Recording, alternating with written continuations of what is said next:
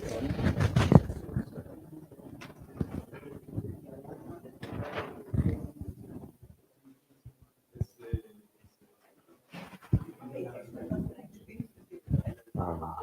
hello, hello. Hello, hello, hello. Is it on?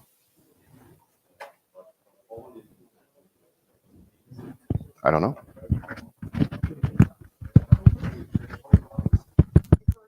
Yeah, I'm hearing stuff.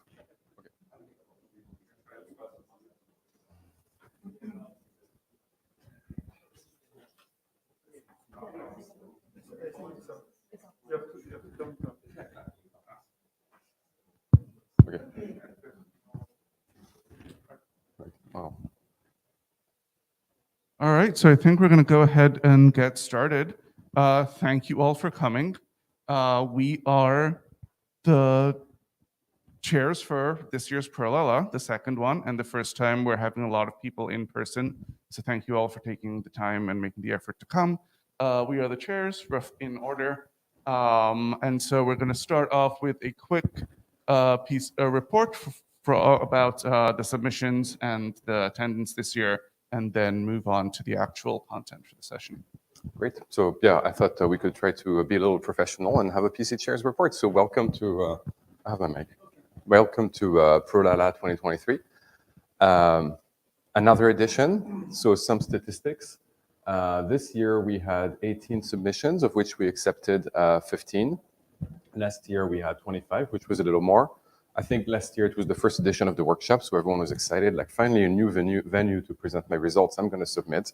But this year we didn't allow people to submit the same stuff as last year, so we had less submissions, but still a very respectable number, especially for a young workshop. Some faces are familiar, some are new. I'm personally very excited to see all of these people gathering in this scientific space, so thank you for attending.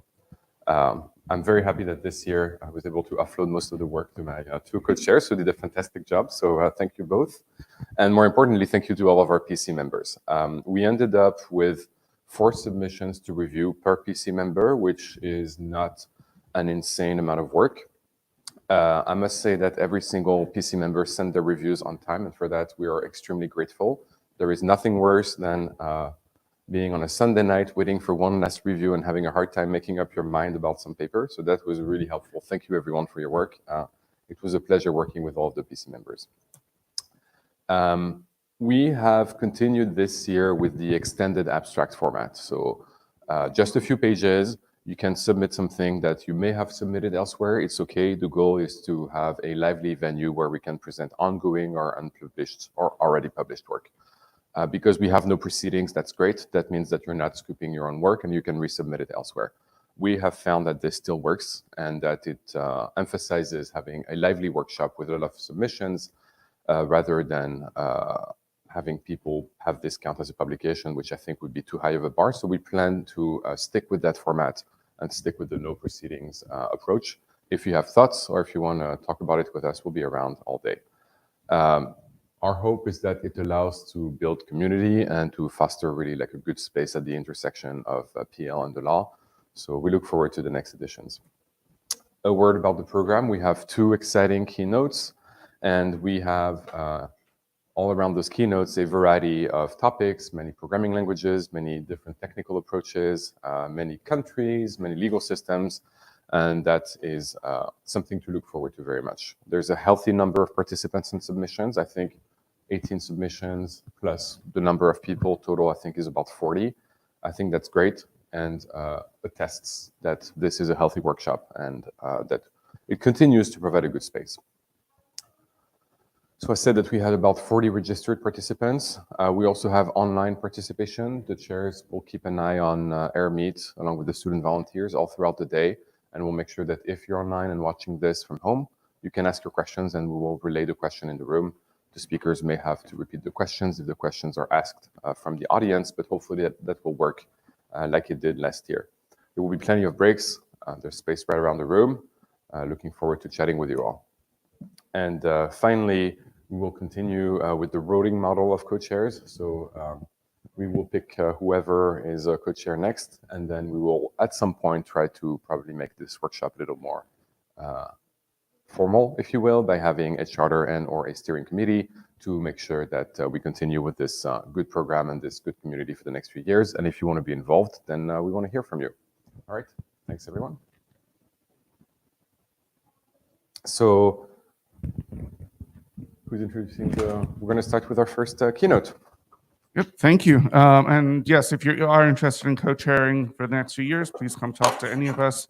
And we're going to dive right in with our first keynote from the academic side of things. This is going to be Ruzika Piskak from Yale University telling us about what happens when a logician and a lawyer walk into a classroom together.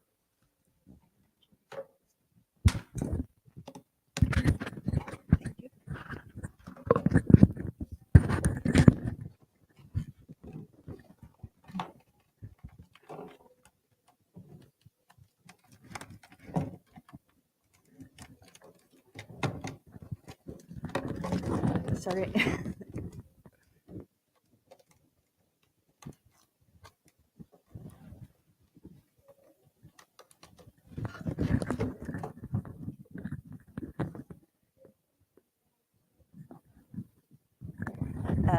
So if I would be a court, I would probably say, I object. It's not really true. It won't be only me giving the talk. It will be joint talk together with Scott Shapiro, because, like if I would be only one giving the talk, then it would be just a logician walks into a classroom.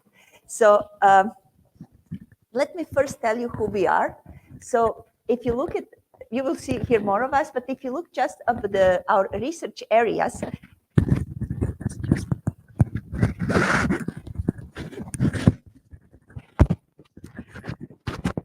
if you look at our research areas, you will see that they are very disjoint because, like I'm a standard person working here at the program analysis, software synthesis, automated reasoning, while Scott is actually working on the all legal aspects. And then if you ask, what do we actually have in common? We started a couple of years back to work on the accountability. That was approximately around the same time when NSF has a call for the awards that are working of accountability. So that's how our collaboration started. And when we started to work, we realized, oh, look, we actually have all these great ideas, but we don't have students who would actually work with us. So when we realized maybe we need to propose a course, because we didn't have a course that would actually incorporate both legal parts and also computer science parts. And what we wanted to do, we wanted to use legal reasoning and add this automated reasoning. So there was this internal call at Yale for cross-divisional courses across all divisions. So we were really proud that we said okay, let's try our luck. Maybe they will allow us, because Yale is pretty strict who can teach where and what. So we kind of submitted that, and actually we got that award. So we were teaching this class, which we called Law, Security, and Logic, which actually resulted in having students which were actually now that are not trained in the things that we want to do.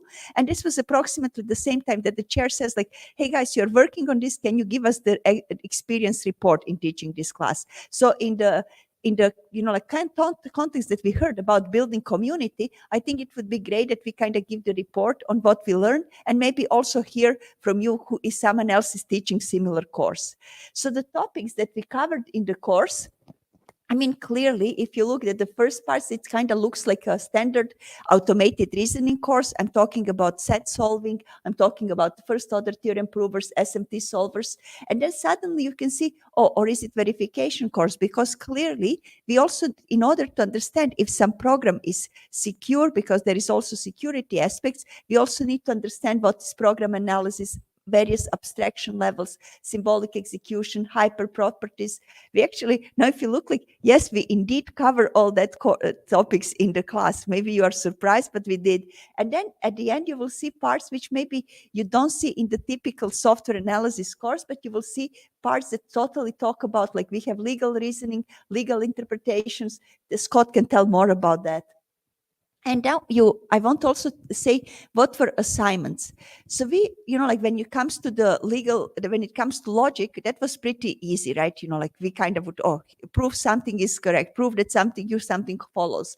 And then there were parts okay, now kids, you know how to use SMT solvers, you know how to use set solvers. Please please verify certain legal components using SMT solver. So reason why this is currently showing up in that, because you will hear more about what we actually how to formalize legal components using SMT solvers. But then you can see there is another thing which was like, okay, we actually, students have to write reaction papers on like Oliver Wendell Holmes' The Path of the Law. Let's see, who raise hands, who knows what is that? Okay, one, and so I can also now proud, even, like occasionally even put this in my conversations just to pretend that how look up things that they know on the side.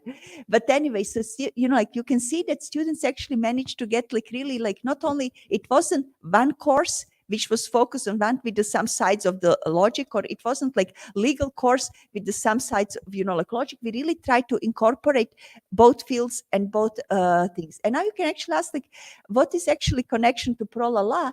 And you can see that the last thing it says is like, there were also team projects ProLaLa' tools. So what we did actually, we asked students to actually go online, find a tool that is combining logic and legal aspects, and then actually they went to the ProLaLa' usually, and then find those tools and present them. So students actually had to download your tool, play with the tool, and model something and do a live demo. That was requirement. Without the live demo, you could not pass. So if your tool is not there, let us know, because you probably, let's see, who can see your own tool on the here? I can see many.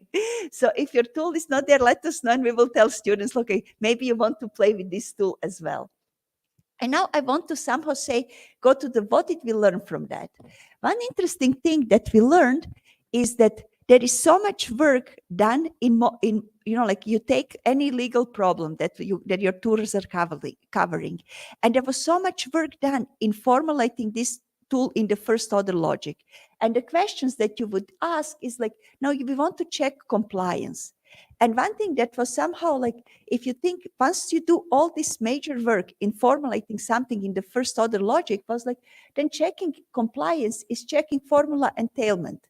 And what we think, like, since majority of work is already done, and we have first order legal, like first order reasoners or SMT solvers, why we wouldn't actually also go backwards? I mean, okay, we can check compliance, it's formula entailment, but there are many interesting cost aspects, like to quote Scott, like, can we break this? Like, can we actually test for vulnerabilities and exploitations?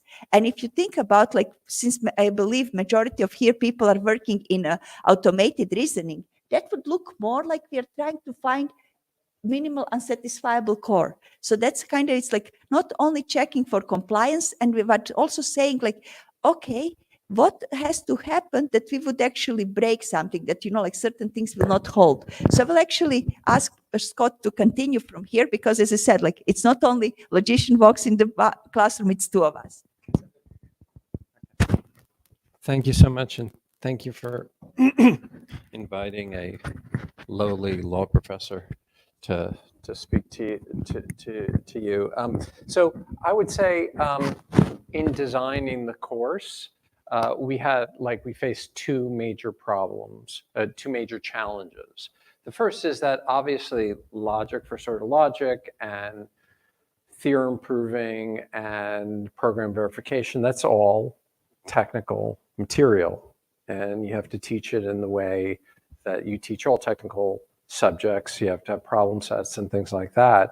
But also law is a technical subject too. I mean, there are law schools and they're 3 years long.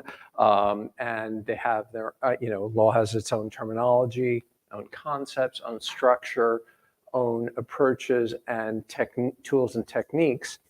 And so we wanted to be able to give students a working knowledge of both of these fields so that they could appreciate the connection between the two. So we had to explain to them, what is what's precedent? What is the common law? What is a statute? What does a case look like? How do judges and different legal thinkers talk about the interpretation of the law? So there was a lot of things that we had to get upfront. And then also there was substantive law that we had to teach them too, and the substantive law that we had to teach them was actually quite technical as well. And I'll go into that in a second. The second thing, and this is the trickier one, and I think this kind of goes to the whole ProLaLa' idea, which is methodologically, how are we supposed to combine law and logic, law and computer science?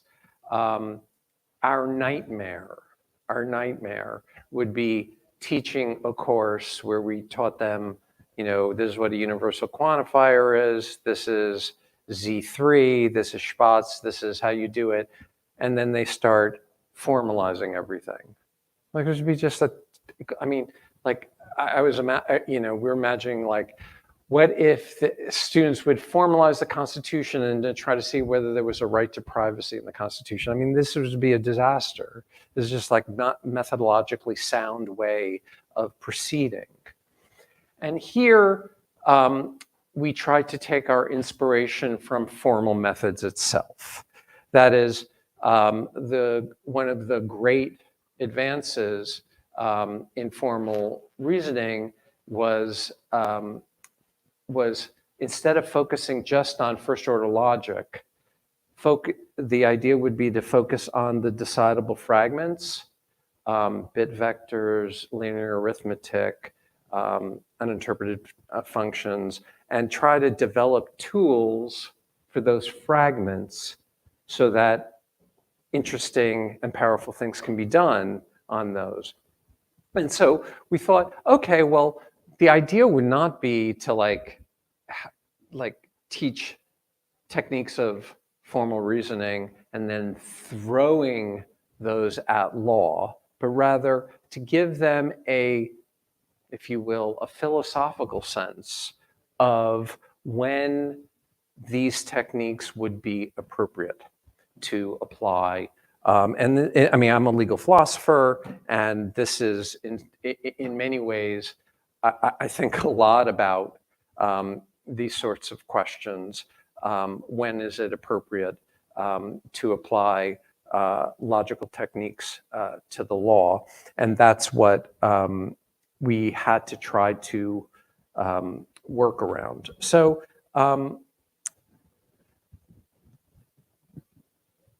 what parts of the law are appropriate for automated reasoning? Well, so Ruzicka had mentioned Oliver Wendell Holmes as the path of the law. The path of the law is one of the most, if you'd say like top 5 legal articles in American law, it would be the path of the law. It was actually Harvard Law School. It was Oliver Wendell Holmes, who was Supreme Court Justice.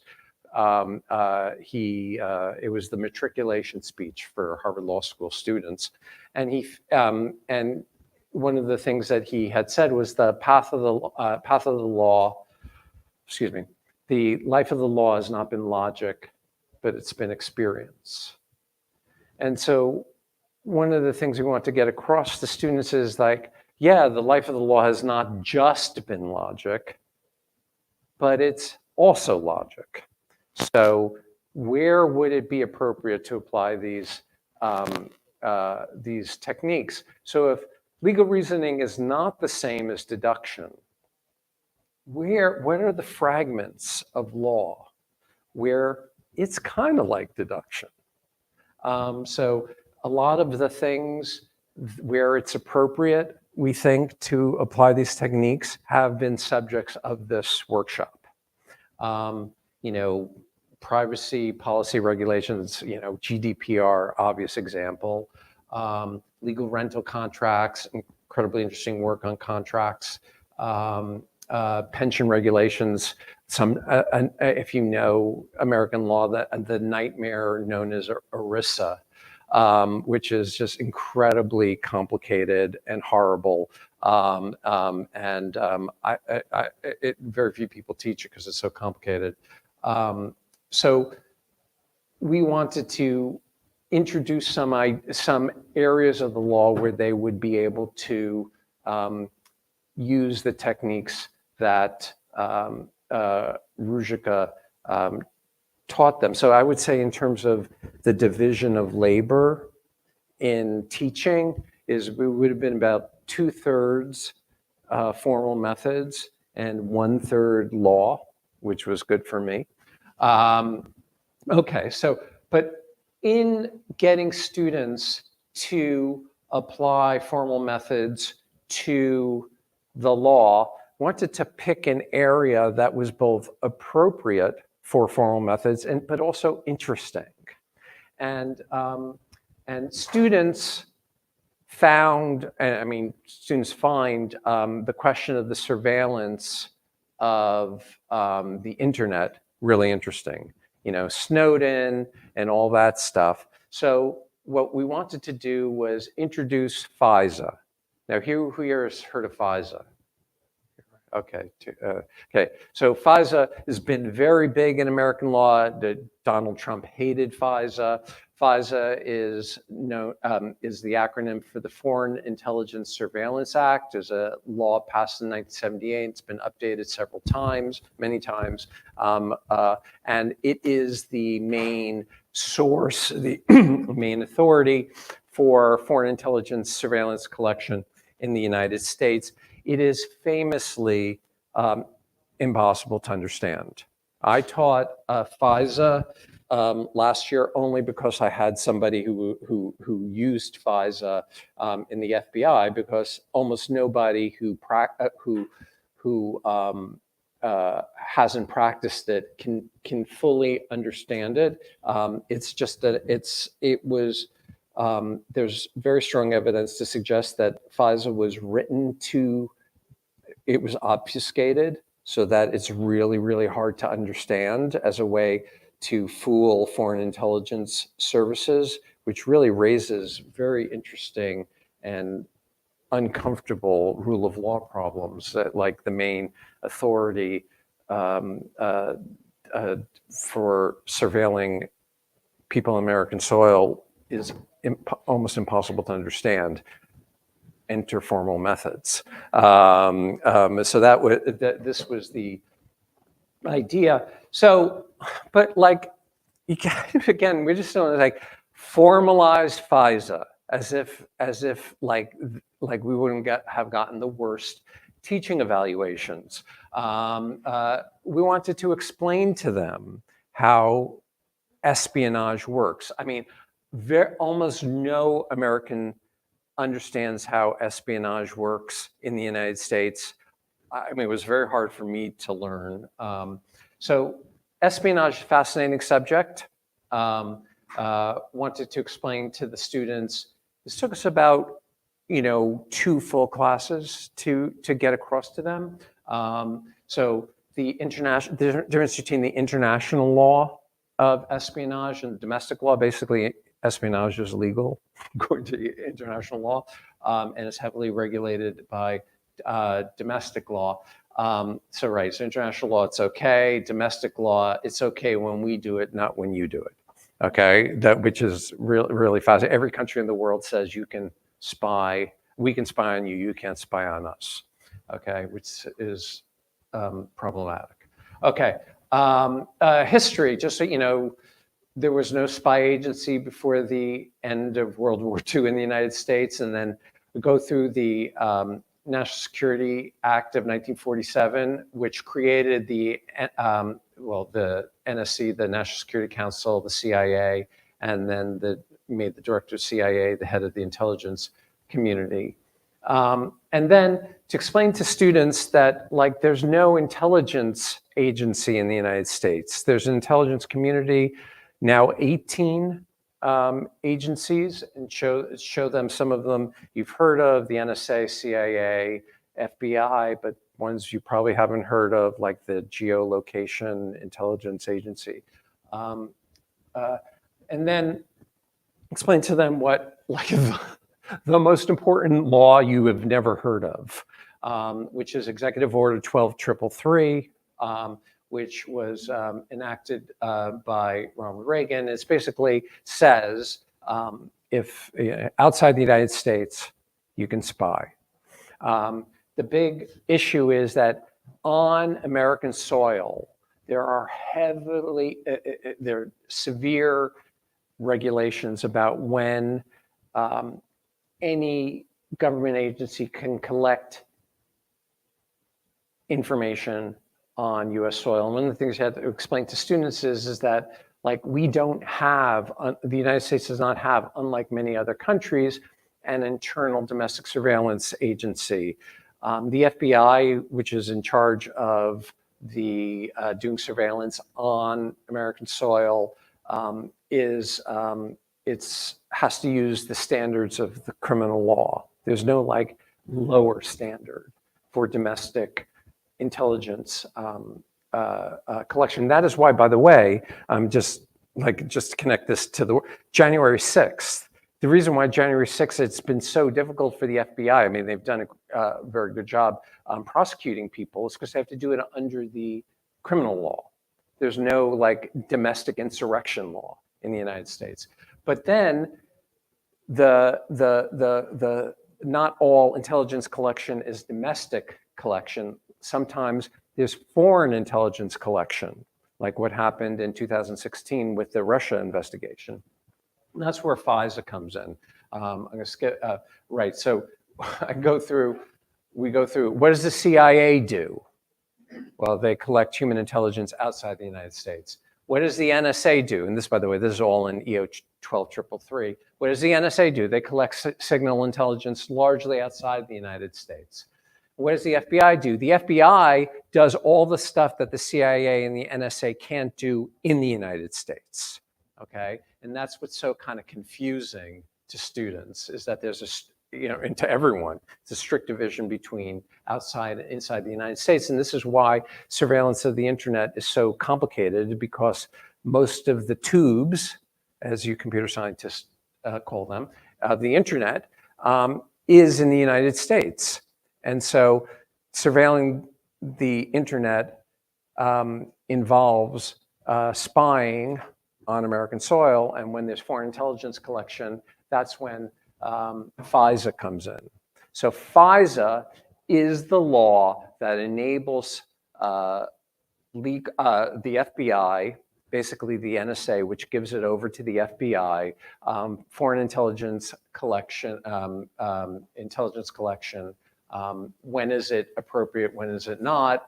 And FISA sets out the structure of the secret court. You know, the secret court in the United States called the Foreign Intelligence Surveillance Court. We don't know what happens in it.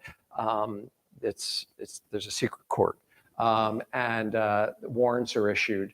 And so one of the things, this is where FISA lives, 50 USC Chapter 36.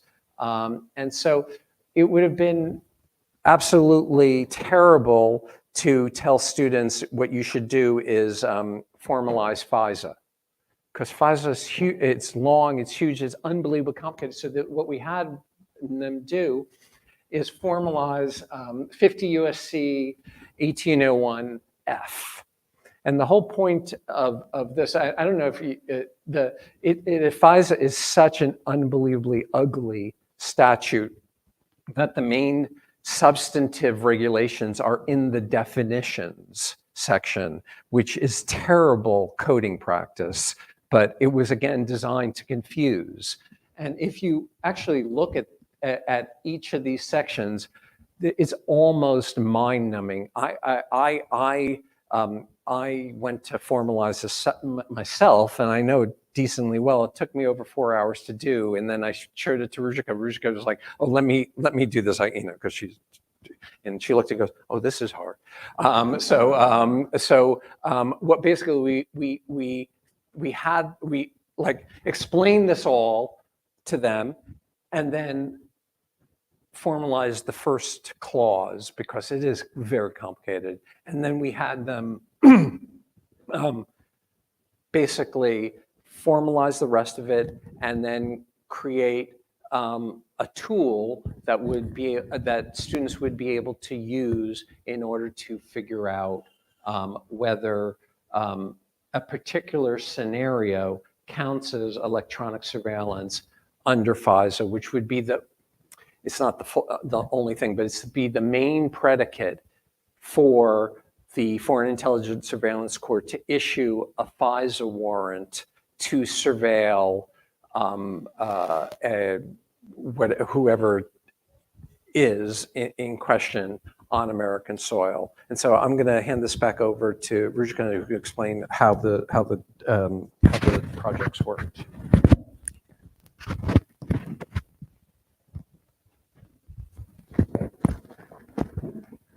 Okay, so now you can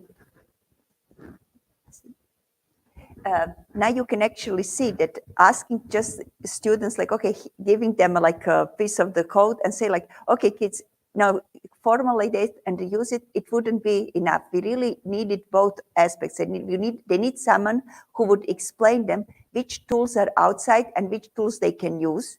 And we needed someone who would explain them, like Scott right now did to us, all the legal implications and what does it actually FISA mean. And if you have seen, the question that we ask is actually, we didn't ask them the whole code, which is really endless. We just asked them, can you explain this part?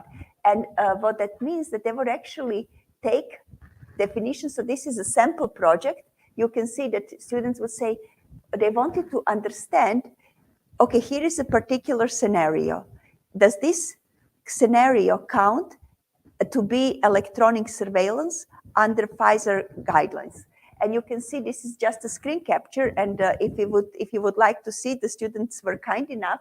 Actually, that's the project by Eco, Autumn, and Elvin. So we have several more projects were great.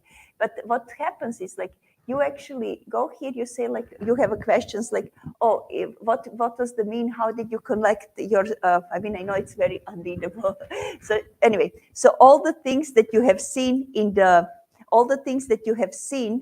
the definition, students would actually put here to ask the questions, ask you, by which mean did you obtain your intel? Is the person US citizen or not? Is the person on the US soil? So you would kind of go through this, answer all the questions, and then they would call the tool, and you would actually say, but again, you don't see, but at the end you should say like, okay, this is not, you should be able to see that this is not, does not count as electronic surveillance. Or actually to kind of, you would see, if something would count as electronic surveillance, you would also see. So if you think what is actually like logic and theory behind that, that actually means that they had to take these very complicated definitions that Scott explained us before, formulate them in the first order logic, and then check when you would, so if you think about describing FISA is one set of axioms. And then you have this one particular scenario, which will tell you it's a US person on US soil, which was where obtained information using wire and similar things. So then you would actually, going back to the what do we want to do, is like you have set of axioms, you have one particular instance, and then you actually want to check, does this, from all this that we have, does it follow that something is surveillance? So this is what is actually happening. And interestingly, now Scott mentioned some tools, like we had students would use all sorts of tools that they would see. Some of them use CVC4, like exactly the one that was listed here.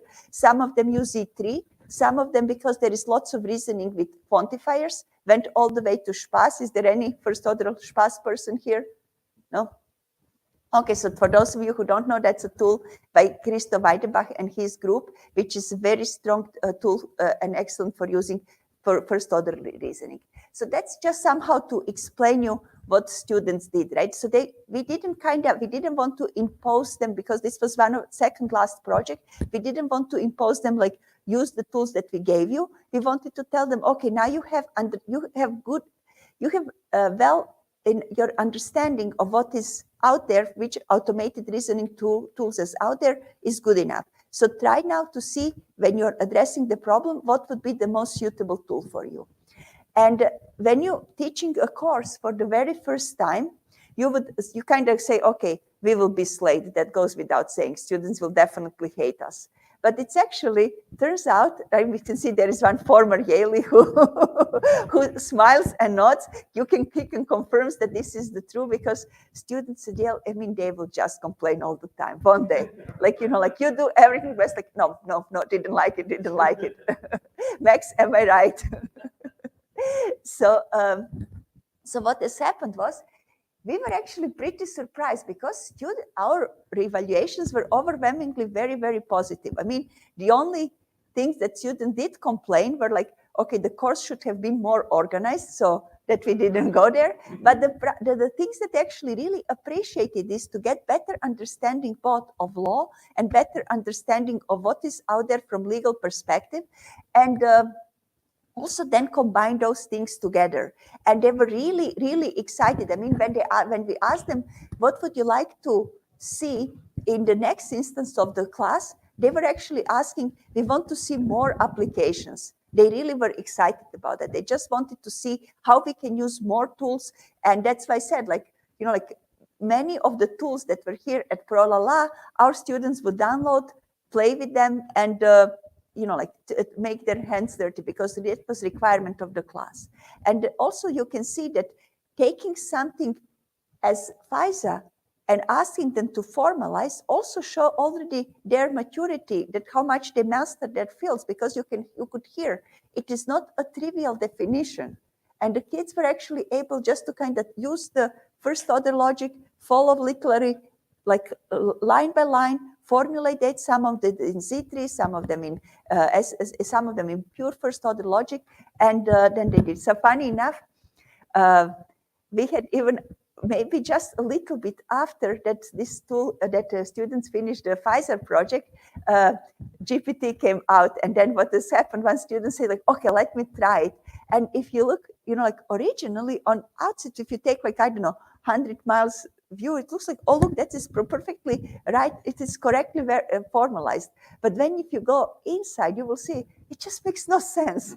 So that's that's what we kind of learned from the class. And what was really nice is that so many students got excited. I mean, you can see it's not that when the project's finished that they say, okay, now I'm done the projects, I get the grades, I move on. They really continue playing with and seeing how far they can push. And that brings me actually maybe to also discuss future direction. So because we kind of already mentioned some of them. It's like, we are all working, and even if you look what we did in the FISA, it's not that we want to kind of say like, hey guys, you're doing all wrong. You actually did all this work and you're just checking compliance, right?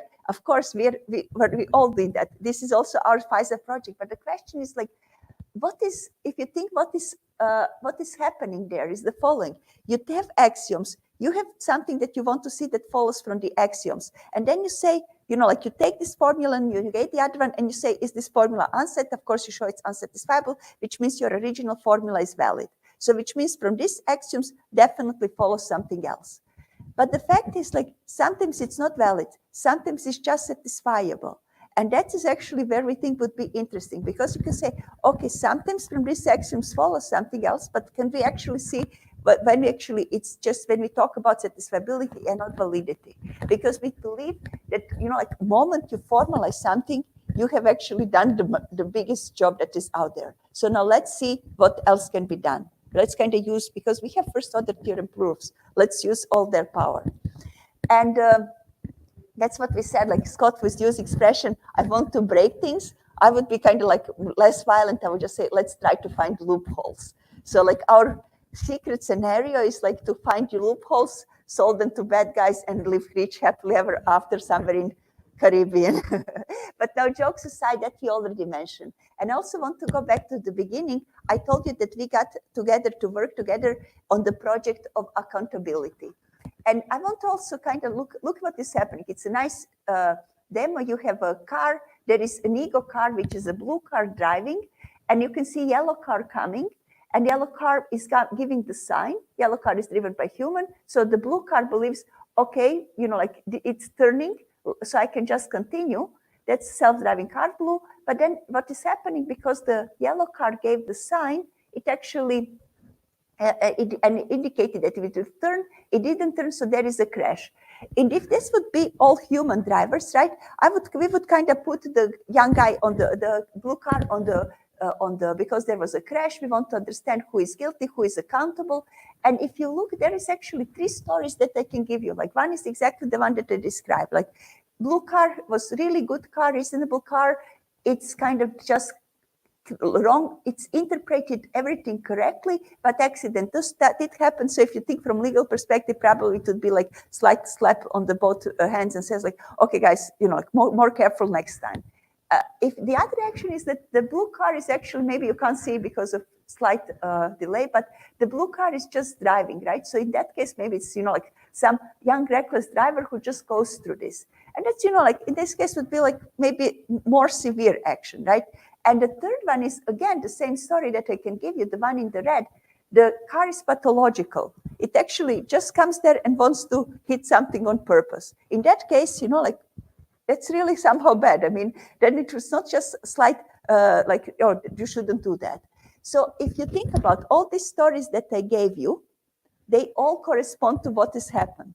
So then the question is like, what has actually happened? Who is accountable? So what our accountability project is doing, we are actually trying to combine counterfactual reasoning to derive what has indeed happened. So instead of going here to see what has happened, we actually want to understand the concept of intention and to show how this nicely, again, falls with everything that I told you. That can also be connected with the computing preconditions, but not the weakest pre, but like relaxed preconditions. So all of this, we are here for the day, so let's talk about that. And the finally last thing that I want to mention is, again, what we believe in what would be a potential future directions is privacy preserving formal methods. And of course, ask like, why this? Because think about formal methods and think about legal reasoning. When it comes to legal reasoning, you actually want to very often protect privacy, right? You don't want to just reveal all the data. And what do we do in the first order logic and all other automated reasoners? You assume that there is a formula, right? I have my formula, you have your formula, but in order to see compliance, we both need to be aware both of my formula and your formula. So if you think about that, that somehow beats, like the purpose of the preserving privacy, because if you think like we can use all these powerful first order tools, but we need to see your formula. So what would be privacy preserving automated reasoning is, and people in crypto can do that actually. I can proudly say that with my team, we are actually working on this, and we already have some results, is that the following, that when you have one formula and then you have the other formula, using various cryptographic primitives, you can actually check formula entailment. You can actually even check if formula, if part of it is satisfied, if part of it is public and the part of it is not public, then using various zero knowledge primitives, we can do that. So this is, like another topic that we want to talk. And now to conclude, Scott, together. Remember, lawyer and the computer scientist walk in the bar. Okay, so right. Just to say that it can be done, that is, you can teach a law and logic course. I would say that there are a lot of subtleties and methodological issues to work through, and it would be good to have not just somebody who's excellent in formal methods, but somebody who has a kind of an appreciation for how law works in practice. I will also just say that, who am I to say this, but it seems like such an unbelievably exciting time to be doing this work. So the tools that that the students presented all did basically the same thing, all did compliance checking, which is incredibly practically important. But theoretically, it may be the lesser interesting thing that you can do when you take programming languages and you apply it to the law. There's issues of exploitation. Rishka mentioned questions of privacy preservation, questions of like, how do you even understand the idea of intention in accountability for the law? You can use formal methods for that. You use techniques in software engineering to understand how the law engages in abstraction. There is so much to be done. in this area. To me, it seems really exciting because formal methods is so well developed. And it seems like high time to apply these techniques to answer theoretical questions that haven't been able to be answered beforehand. So thank you. We're open for questions. Thank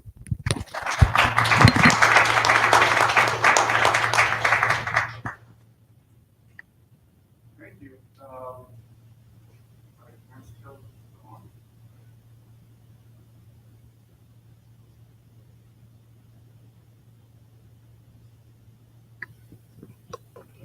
Okay, so that was very interesting. Everything I know about espionage, I learned from Bond movies, so I certainly learned a lot today.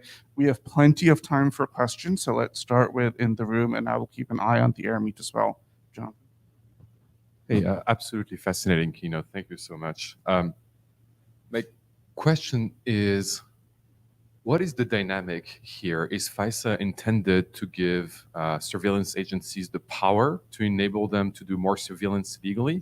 Is that kind of the intent behind it? Oh, they don't need our help for that. Yeah, that's what I'm wondering. I'm wondering what the goal is. Is it to keep agencies in check? Are you hoping to find like conclusive evidence that maybe the FBI was too surveillance happy or did too much surveillance and wasn't supposed to? No, that's great. So two things. So first of all, it was an exercise, proof of concept, to get the students to take something that's really hard to understand in English and much easier to understand when it's been formalized. That's the first thing. But number two, like, I want to break it. I mean, I want to see. I mean, one of the things we did. I'm sorry, who was the name of that researcher that broke that cryptographic protocol? It was in the quiz. No, that was a yeah, like it was Schneider. Like what's the name of this? Needham. It doesn't matter. It doesn't matter. So we spent a whole Ruzicka presented a whole class on the recent attempts to break the European cryptographic protocol. It's a long time ago. Oh, it was a long time ago? Okay. I'm sorry, a long time ago. Okay, so the idea was, like, if you formalize something, see what the edge cases are and try to break it. And so it would be really interesting to see how you can break FISA, loopholes, corner cases, edge cases, and that's what I call the computational jurisprudence, is because, normally legal reasoning is based on human recognizable patterns. What if you had machine only recognizable patterns? And that was the idea. It's like, why not break these things that we formalized? So that was the idea. And what does it mean if you break it? That you found an inconsistency that allows for unlimited surveillance? Would that be a breakage? Yeah, it would be an entailment that nobody expected. I see. Which is like, that's what lawyers get paid for. But the problem is that certain things are too complicated, in some sense, to find, and that's what you guys are really good at. And so that's why I think that's why it's like, everyone's producing these beautiful compliance engines. They're exploitation engines. Like, you've done all the hard work. Now juice it. Like that was the idea. Very cool. Thank you. Anyone else in the room have a question? Maybe you already answered, and I didn't pay attention. I don't think so. But what was the background of the students attending this course? So students actually, majority of them were computer science, but there were also students who were completely not in computer science. We have students who were in, let's say, one student was in math and philosophy, Matteo. And he actually is among the best students in the class. Then what was really nice to see is that also like from a gender, race, it was very diverse class. You would assume that, still typically computer science is similar to this room, right? Like majority of people are male and occasional few female students. But this was actually much more, I guess people got just excited with this interdisciplinary flavor of the course. Also, like we had students from the second to the last year. So like second, third, and fourth year. And also some students who were actually already PhD students or master students. So it was really, like we said that only thing that we require is some basic understanding of the logic, because we did cover it. And we also said that we require basic knowledge of programming, because they did have to implement that. And that's why probably we had such a large like such a diverse audience, that like we could not say like our typical student was like, it was really like lots of students from various fields. And altogether, I think initially we started with around 50 students, but we ended up with 40, so which is like pretty standard. So it's not yeah, there are more questions. Thanks.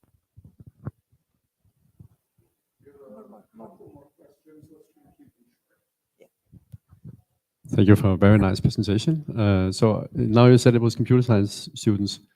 What about the issue of understandability for the law students or lawyers? I mean, the mapping to formal models. I mean, how have you addressed that? So in ideal case, we wanted to have half-half, so that we would actually make them work in the couple. That one PhD student, one student from the computer science, one from the law, but it was more students from computer science, but there were some. It's because in part, bureaucratically, the slightly different schedules between the college and the law school. I would just say that I also teach I like teaching computer scientists law, but I also teach lawyers computer science. So I teach a course on just at the law school, just with people with no background, how to hack. Because it's really hard to understand cybersecurity law if you don't know anything about it. So like you can do it at both sides of the aisle. You can teach law students computer science techniques. You can teach computer scientists legal techniques. It's just hard. So that's why I also want to say it's such a big deal that we won this course as a competition at Yale, because there is this big, like Yale students are part of Yale College, but legal students are part of this is like a different school. I mean, that's all Yale, but it's a different school. So it's really complicated. So the fact that we were blessed by the upper deans that we are allowed to teach this course, it's already a biggie. So I know it shouldn't be, but it is. There was one more question or no?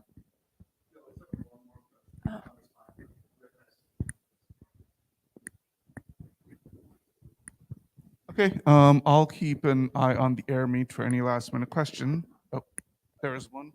Okay, I don't see it, so. Okay, maybe you can.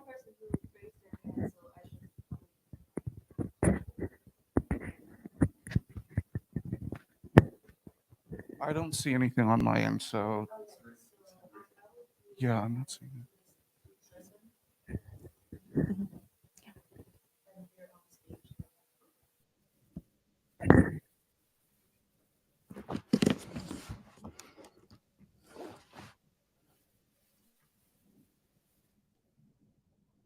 Hello, can you hear me? Yes, we can hear you. Go on, please. Okay, good. So I have a couple of comments. So thanks for the interesting presentation. It's very interesting about the use you did for formalizing the Spionage Act and, well, Spionage, well, whatever the framework. Well, I have a couple of comments. So at the beginning, you've mentioned that compliance is just entailability. Well, it's partially true, but it's not entailability in first order logic. So there are works showing that if you just do encode legislations, regulation in first order logic, you're going to end in, well, problematic situations. So first order logic, it's not a suitable language to represent, let's say, legal provision, and it's not a suitable language, a You get some suitable technical logic help to reason Someone? with legal reasoning. Also, when you mentioned the example of, well, what aspect of laws can be formalized, it was very, very limited, and mostly While they're you sorting just out, is there more only- questions that we could answer now? Yes?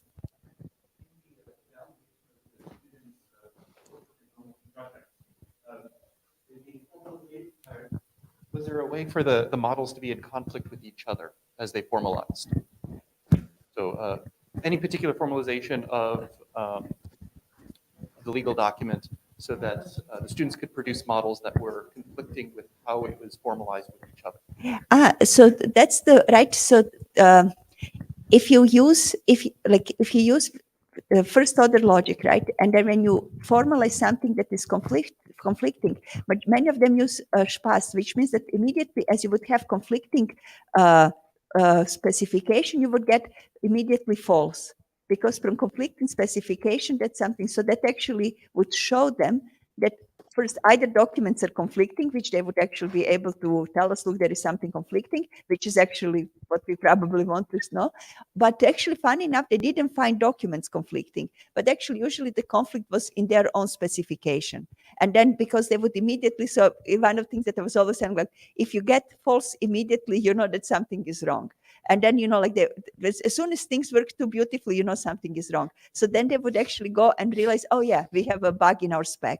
So that was, you know, like they didn't find conflicts in the spec, like original, but they would find bugs in their specification. Okay, thank you. So why don't we cut it off there for now? Thank you so much for an excellent first keynote and first talk of the day. Well, thank you for having us.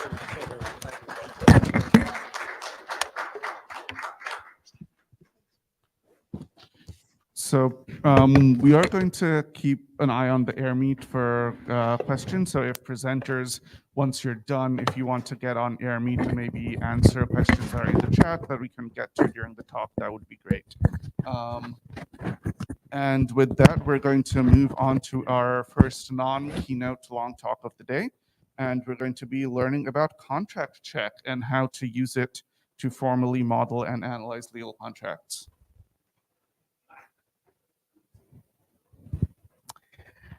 Hello, everyone.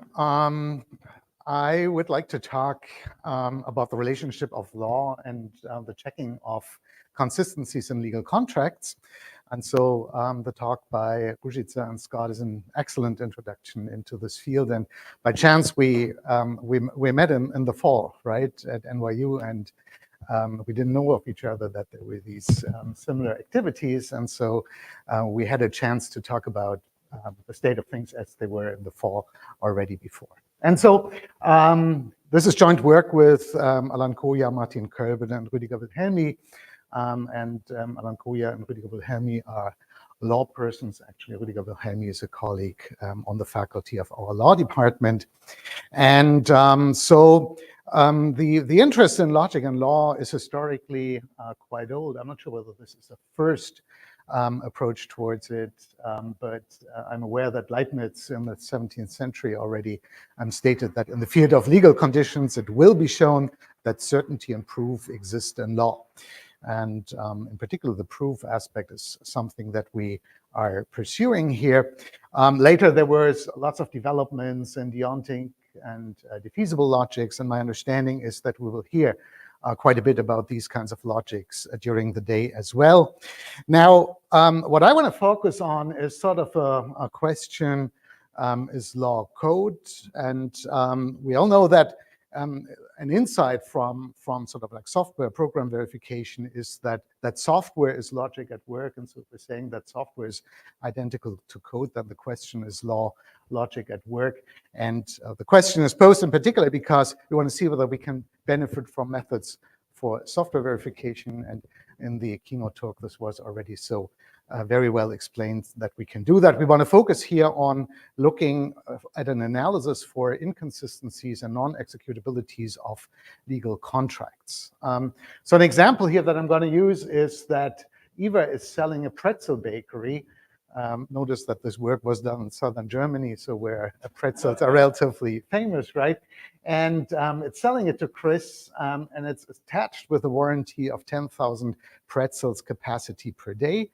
And actually, we're assuming that this is violated. And so the contract says that after 29 days after the signing date, Chris is asserting the warranty, which means that 71 days, there is the due date for the warranty claim. And 70 days after signing, the limitation for this contract is taking place, so that in essence, this warranty is not covered by by the contract. It's these kinds of inconsistencies that we would like to automatically analyze. So what is the approach that we're taking? We're saying that contracts are basically complex collections of claims. We are restricting ourselves to sales purchase agreements here. That is a little bit opportunistic because these agreements typically exclude sort of the background legal system. So the only facts that hold are inside this contract, and at a later point, of course, we want to look at other types of contracts as well, but in the first step, this is what we're pursuing. Contracts, like software during development, change very often during the negotiation phase, and it would be very desirable to have something like a red flag system that would flag inconsistencies in the contract. So what we need is automated analysis, and we're interested in dynamic consistency analysis. Can each claim be performed individually? Does there exist a contract execution at all? And we want to talk about timings and other domain-specific properties. The contract check approach is as follows. So the steps and the contract executions are basically sequences of assertions and performances of claims. And what we're doing is we're setting up these claim executability first order logic predicates, and we're using something like a weakest precondition semantics in order to do that. So we're saying that if the precondition is satisfied, then the executability of a contract is given. So an example is that we're saying a contract starts at a date DS0, then DC is the performance date for every claim. -1 means the claim is not performed.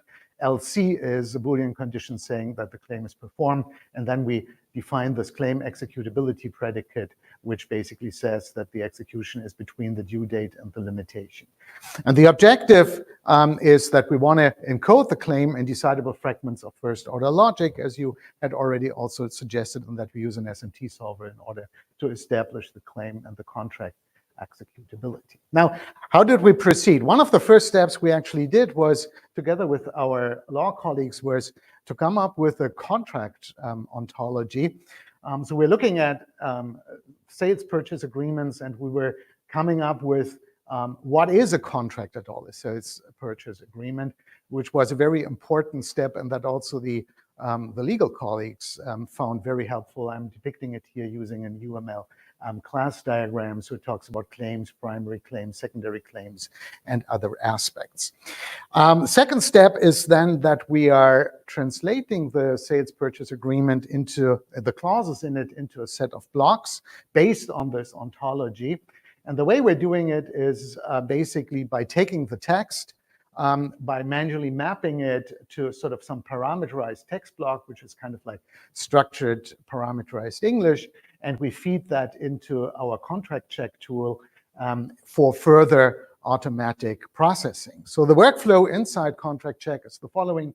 We're translating these blocks into an internal representation. We're using UML object diagrams here, but this is not something the user needs to edit. This is done automatically. So they represent an instance of a contract according to and consistent with this ontology. We formalize that in SMT2 lib code. We stick it into the Z3 SMT solver and depict results. And I'll show you a few examples of how that is done. So the formalization is, we already had seen the formalization for basic claims like pay claims or transfer claims. We can equally handle warranty claims, which are independent secondary claims according to our terminology. And so we're encoding that the warranty is met, the claim does not to be invoked, otherwise it is breached, the warranty is breached on a certain day. And again, we're coming up with such a formula that indicates whether the precondition for this warranty claim is actually satisfied.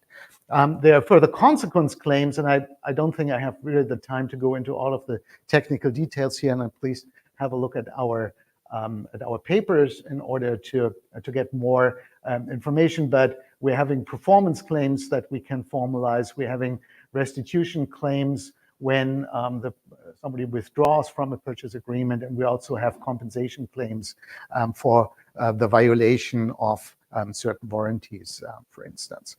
Now, we're putting this together in defining what a contract is, basically what we are inferring from the facts that we have inside the contract is property rights.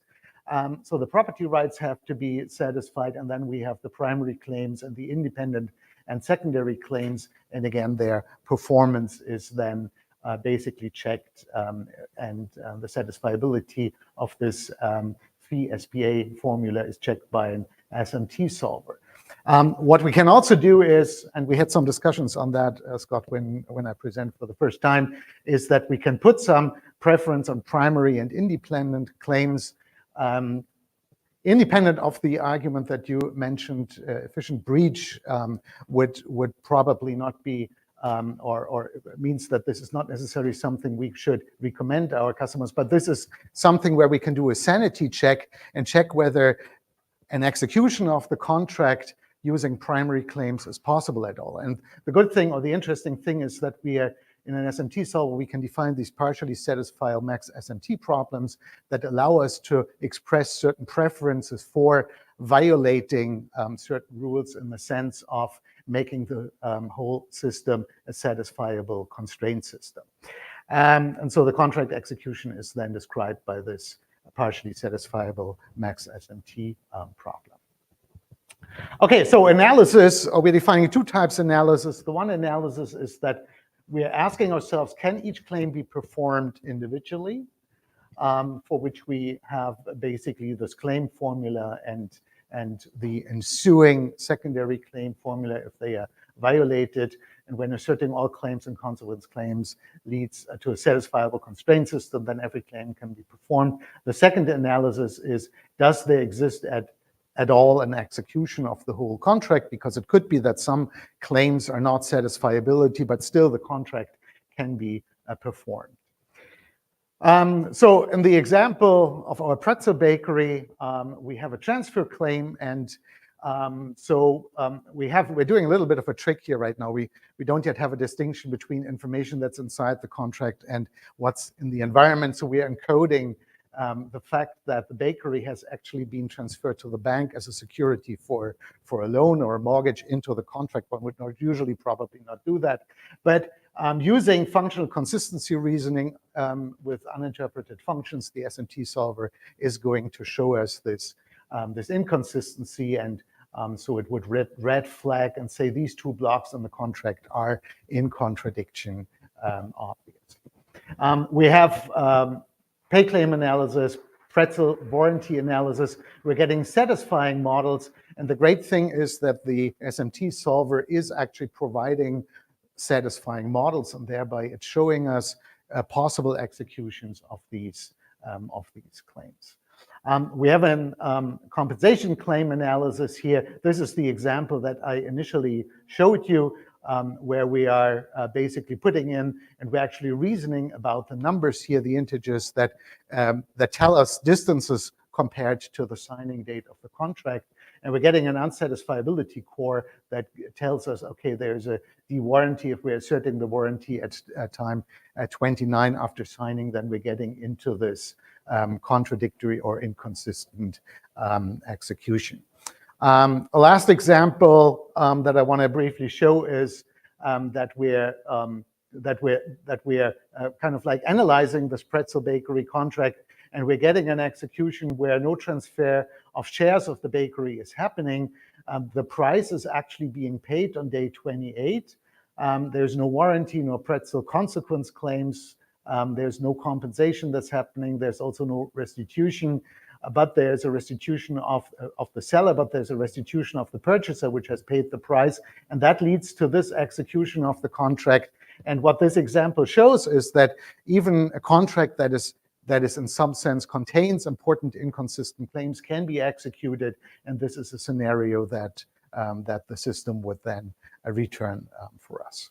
What are if we look at an assessment, strength of the contract check is that this SMT-based reasoning allows us to reason about different decidable quantifier free theories. So we used integers, uninterpreted functions, equalities, linear arithmetic.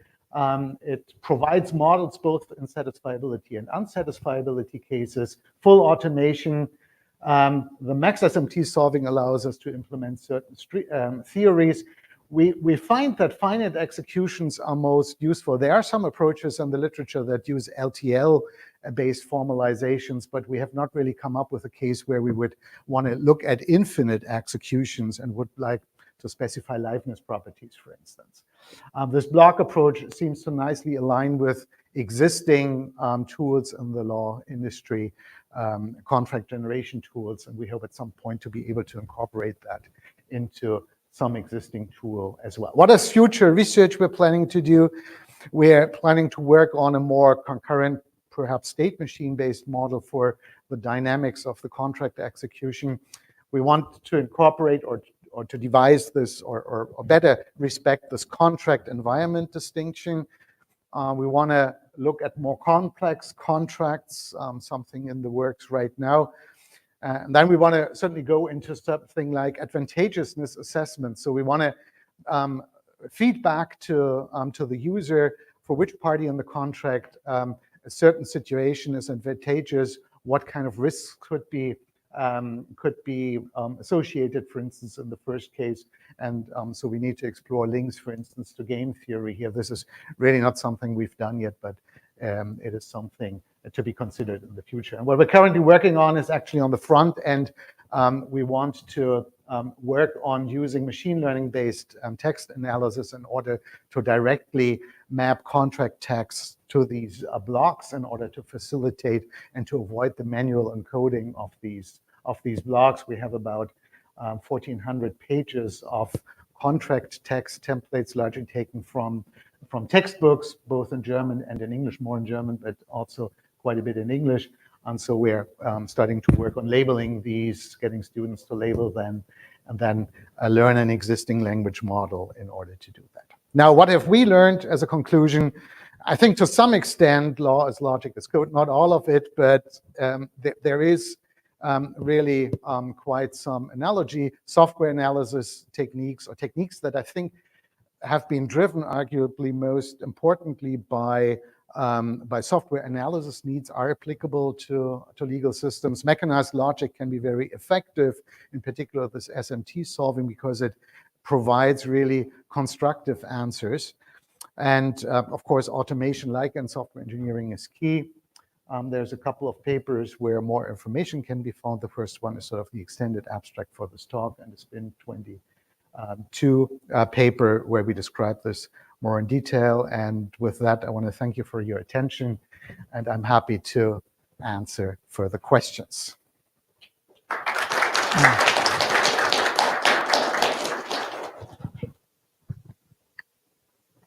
Thank you. We have plenty of time for questions, so let's start with questions from the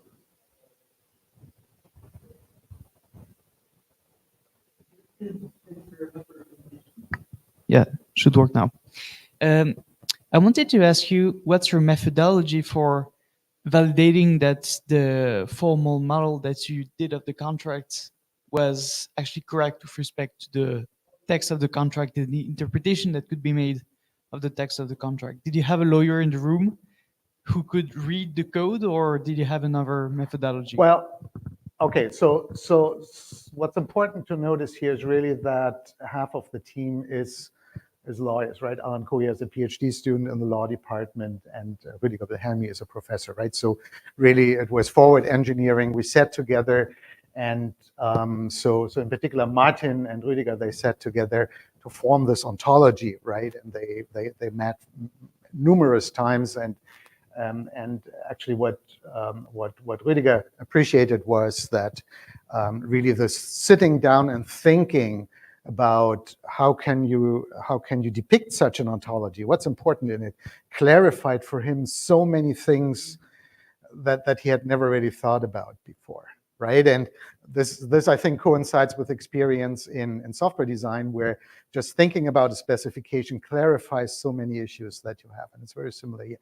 So we don't have an ex post verification step. It's kind of like forward engineered. Okay, thank you. We have a question in the chat. How do you deal with exceptions, and how are obligations, permissions, prohibitions handled? Okay, so the exceptions, I think, are sort of like these secondary claims, like when warranties are breached. I think there's a possible other interpretation, like if the contract is executing, right, and something unforeseen happens, right. We're not currently dealing with that, right. That will be part of if we move forward towards a more, let's say, more sophisticated execution model. The aspects of obligations and so on are really aspects in the realm of deontic logics, deontic approaches. This is not really something that we can handle in this framework, right? So we're looking at basically executability of the contract. Any more questions?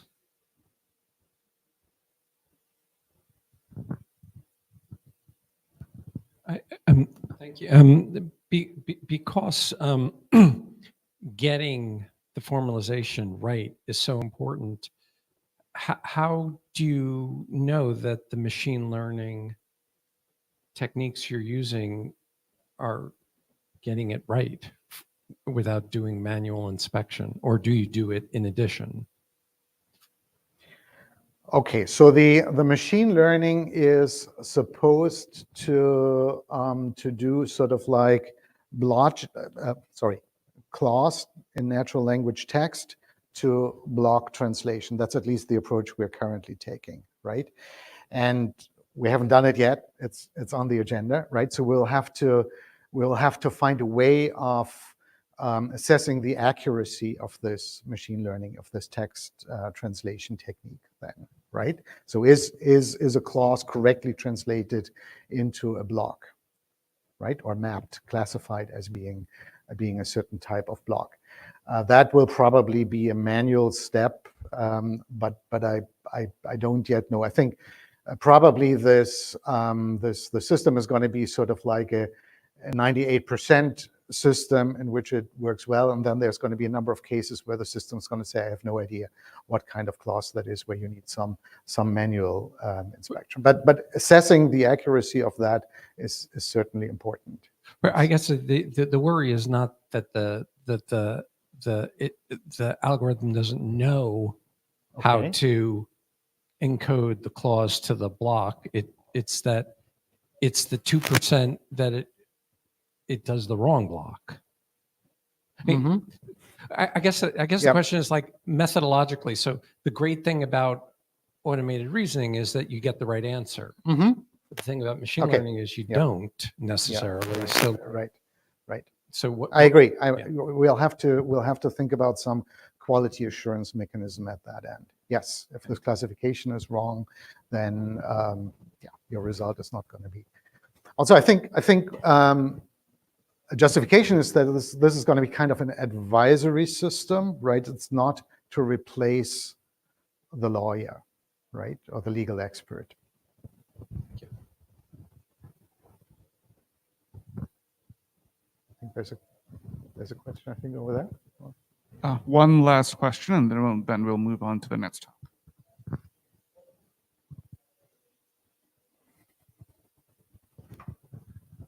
In the development of this ontology, were there any particularly tricky points to formalizing this model, or that the experts that you had may have been in conflict or debated? Okay, I think so it was one legal expert who was not in conflict with himself, right? No, and it was my PhD student, and I think they for a very long time they talked about like, what are claims? How do we need to classify them, right? That was really one of the important and challenging issues, and I'm still not sure whether this is the ultimate answer for that, right? But they really sat together and tried to come up with a coherent answer.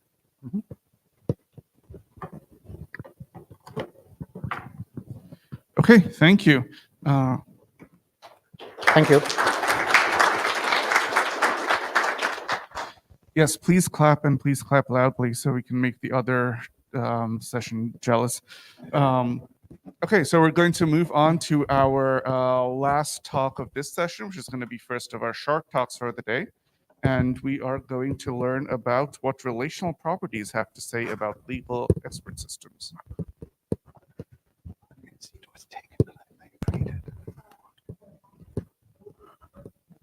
Oh, sorry. Get the mic. Right, just-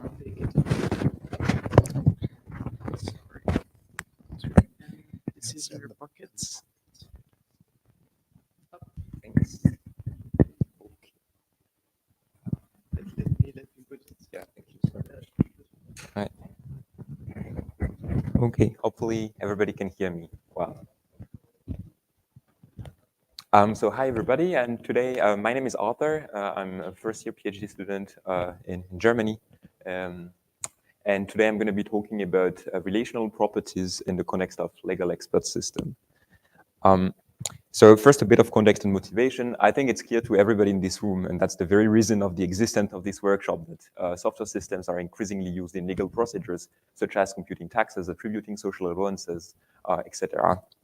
And of course, a very natural question to ask, this question has been asked several times this morning already, what about the correctness of such software systems? In particular, are they faithfully implementing the law? Are they fair? Are they secure? All that sort of questions. In a more general context, in the context of a software system, this is very similar to the question of functional correctness of a program. So we want to prove something like for all input, the program is computing the expected result, whatever expected result means. And this is actually the main concern here. So to do that, we need to know what is the expected result. And it turns out that it's very difficult to apply in the context of legal expert system because we do not really have a clear formal specification of the correctness, or at least we do not always have this component. So how do we still assess the reliability of the system if we do not have such a clear specification? So we will have to find all the correctness criterion, some sort of robustness criterion. And so yeah, so the initial problem is that we do not have a clear one input versus one output specification to verify. So one solution would be to say, okay, let's compare several outcomes of the same program on different inputs instead. And maybe that's enough to test some robustness criterion of the given system. And this leads to a more relational kind of specification. So there exist already a lot of examples of such relational specification, in particular in the example, with the example of tax computation. So I put here two examples. One is from this paper, Metamorphic Testing and Debugging of Tax Preparation Software, that says, well, for two individuals that differ only in age, well, the federal tax return of the older individual must be greater than or equal to that of the younger one. This is the kind of relational property we would like to prove. Similar properties have been found also by Denis-Mérigoux. Okay, so relational property in general. So we just saw that they occur very naturally if we want to verify the robustness of legal expert systems. So in a more general setting, those relational properties have different names depending on the field of application. So sometimes they're called relational program properties, sometimes metamorphic properties, hyper properties, depending on the community that you talk to. But they all have a common characteristic. They compare several executions of the same system, and this makes them significantly more expensive to verify than classical program properties. But how do we verify them anyway? Because we really want them to be verified. So even if it's hard, what can we do? So one approach is to do statistical testing. And this approach has been presented in this paper. So we start with an informal property. We formalize it in a logic, for example, Forstad logic. We can see that here it's indeed a relational property. There is just like comparison of the two outcomes of the same program. And the methodology they propose is to just statistically find inputs that violates the property. So some sort of like testing mechanism. The limitation of this approach is, of course, that you won't prove that there is no bad pair of inputs. You will prove that eventually you have a counterexample to the relational property, but you don't prove that there is an absence of bad behavior. So how do we prove that there is no bad inputs? That's the question I'm trying to answer right now. what we could do is to do it by symbolic execution. So we start with the same specification, so a relational formula that quantifies over two separate inputs. And this time we're going to assume that we do have access to the program, to the source code of the program that computes, for example, a tax return or something. So I took a very silly example. So what we can do is to execute this program with like a symbolic input, do symbolic execution, and collect the possible outcomes together with the path constraints that leads to the given outcomes. So now, once we did that, what we can do is simply like compute all the pairs of possible outcomes and characterize the possible violations of the relational property. So if we do that, we have, like in this very specific example, nine examples, nine possible violations. And now if we send all that to an SMT solver or to any automated prover, well, if the prover say it's satisfiable, we found a bad input. If it says it's unsat, we have no bad inputs. And we're very happy because we just proved that the relational satisfaction, the relational specification is met. Okay, so now that this has been said, what is next? How do we apply those ideas in practice? So what we would like to do is to develop a specification language to write relational properties as encountered in the context of legal systems, especially tax computation.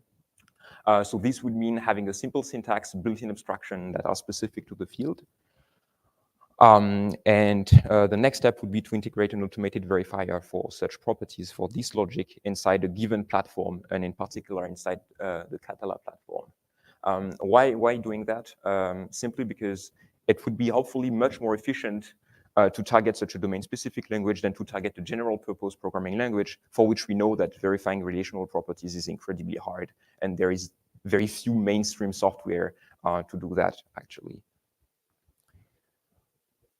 Okay, some other, it's a little bit outside of the scope of what I was discussing today, but still some interesting things to, an interesting thing to note is that there is other form of relational properties that, that talks about time, for example, and those could be applied also to legal expert system. For example, some fairness property or non-interference property in the context of e-voting platform could be expressed using more temporal relational logic. And that's also something we would like to investigate in the future. Thanks.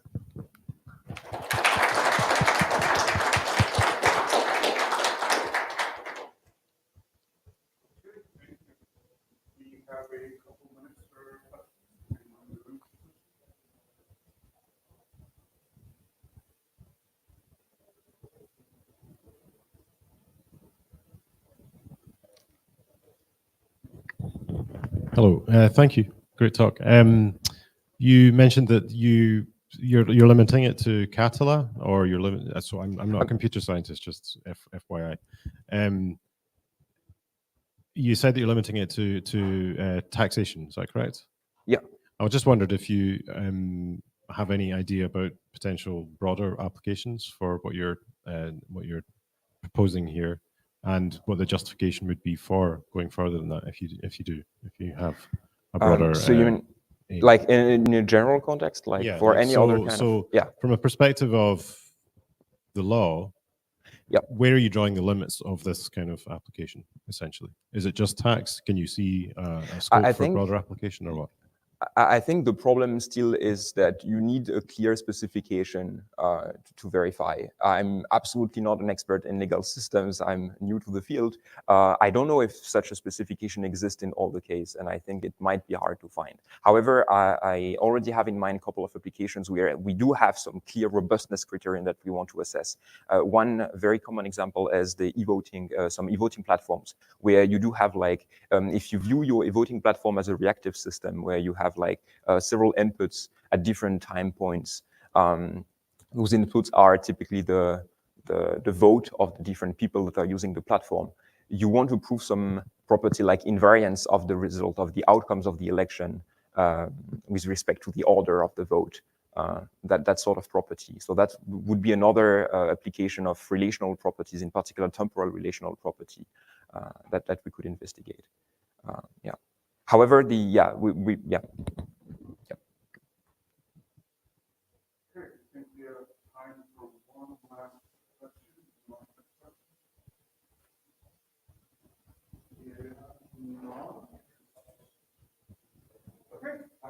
that's the end of session 1 then, and we are on time. So thank you, everyone. There are coffee and snacks outside, and we will be back here at 11 o'clock. See you then. Thank you.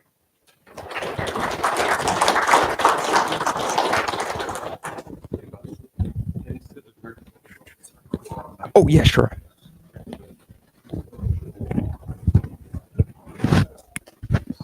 People who are virtual for the next session, please try to come into the AirMeet setup